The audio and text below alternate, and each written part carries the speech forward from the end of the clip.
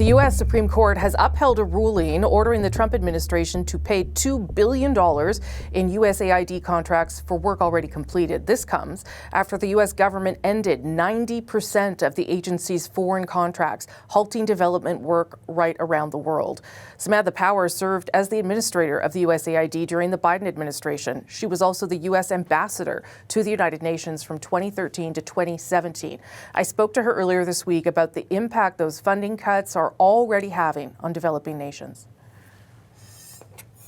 Former ambassador and former administrator for the USAID, Samantha Power, joins me now. Nice to see you, Ambassador. Appreciate making the time. Good to see you. The Trump administration has now terminated more than 10,000 foreign assistance contracts and grants. What is your sense of the impact this is having on developing nations? How long do you have? There's really, I think it's the same way that many Canadians feel about actions taken toward you. There's really no words. I mean, it is repairs to Ukraine's energy grid. It is probably, the estimates are now 200,000 more cases of paralytic polio. There was an Ebola outbreak in Uganda that USAID was contributing to smothering, supporting the Ugandans who were doing the frontline work. And despite claims from the Trump White House that that work is continuing, it's false. A team of 48 is down to 3. You can't do this work with 3 people.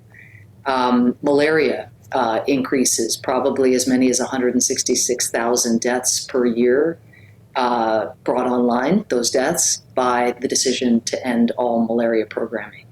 There is a waiver process that many of us are hearing a lot about. It doesn't work. It's not functional. It's a fake, more fake news. So I could go on and on. Mm-hmm. Democracy and organizations have gone bankrupt just in the last weeks. It is going to have an effect on girls' education all around the world. Many millions of girls will not be able to be in school because USAID funding for those programs has now been terminated. And it's unclear, where the light in the tunnel is, because there doesn't seem to be any sense of remorse, any sense of concern about the human consequences of these actions.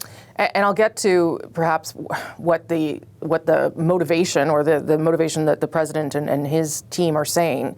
But I did want to ask about the Supreme Court decision on Wednesday to reject the bid to avoid paying contractors for projects already completed. Is that a small bit of light in this story? Is that good news?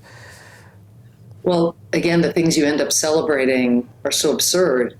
This decision is about paying people for work already done under contract. So yes, it's very important that this $2 billion worth of resources reaches those individuals and those institutions that have done that work, but the programs are still terminated. So it doesn't restart anything. It's more retroactive. Right. I mean, hopefully it's a canary in the coal mine that there's a willingness to be independent of the Trump administration and look at the facts and the merits of what comes before the Supreme Court, because so much that is at stake is going to end up there.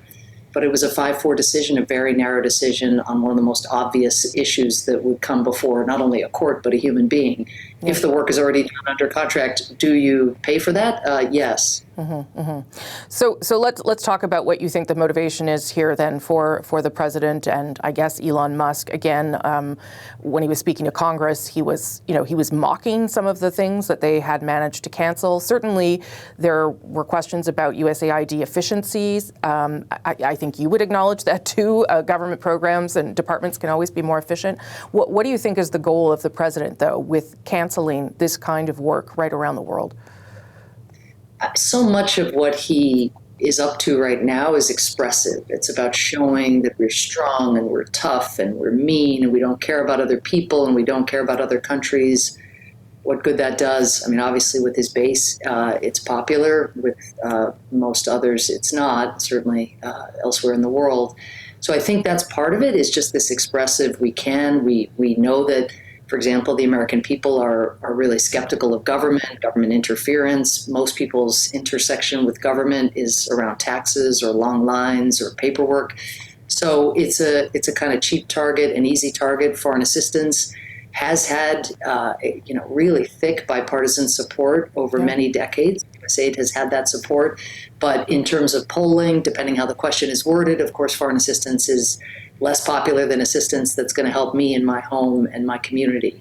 So in a sense, if you're going to take down a government agency, show that you can stand up to the rest of the world and put America first, you choose USAID as your punching bag, where there are not going to be mass protests across American cities. There are protests, but not at the scale as if you take Social Security away or Medicaid or Medicare. Yeah.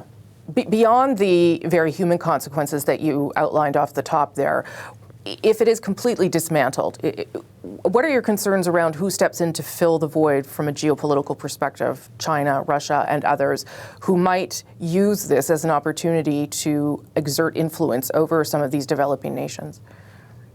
Yeah, not might, will, are. They already are. We saw in Cambodia a really important demining program that the U.S. government was running, was shut down, of course, as part of the broad shutdown of 90% of what the U.S. was doing overseas. The very next day, the Chinese ambassador is there announcing a brand new demining program with the government of Cambodia. That is playing out all around the world. And one of the things that's really striking for me as the most recent administrator of USAID is we were seeing more and more PRC, Chinese, and Russian government attacks on USAID, because some of the shifts that we were making to fight corruption, to protect supply chains and diversify American supply chains, to stand up in the area of global health security in a way that really mattered for the countries in which we were working, to work more with the private sector. We increased private sector partnership by about 40% in my time.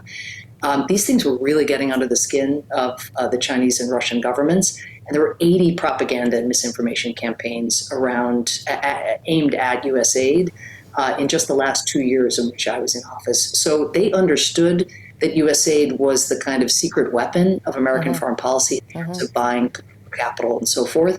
And this is a dream come true for them. So between this and as you rightly point out about how foreign policy plays into national security, Trump's moves on Ukraine and pulling support for that country, his decision to tariff Canada and Mexico, I don't know if you heard Prime Minister Trudeau this week questioning sort of the alliances, the natural alliances that had been in place. I wonder how concerned you are broadly about the United States losing its traditional allies and now aligning itself potentially with countries like Russia and China. The United States government right now is acting as if we live in what used to be called splendid isolation, as if we are cut off from the rest of the world, as if there's no air travel, where a virus can spread to the U.S., that, where there's an outbreak in sub-Saharan Africa and no one there to help those countries smother such an outbreak, acting as though we make all of our manufactured products here, all the parts come from here, not from outside. And acting as though nothing bad will ever happen to the United States, where we need friends. And we saw on September 11th what it meant when the entire world virtually rallied in support of the United States, where Canadians and British and French and others went to Afghanistan to join the United States as part of a NATO and broader response to those monstrous attacks. What happens now? What happens when you need someone? We live in an interconnected world. It is not the 1700s. We are going to need alliances, and those alliances right now are on the brink, to say the least. Samantha Power, Ambassador, thank you so much for your time. Appreciate it very much. Thanks, Rosemary.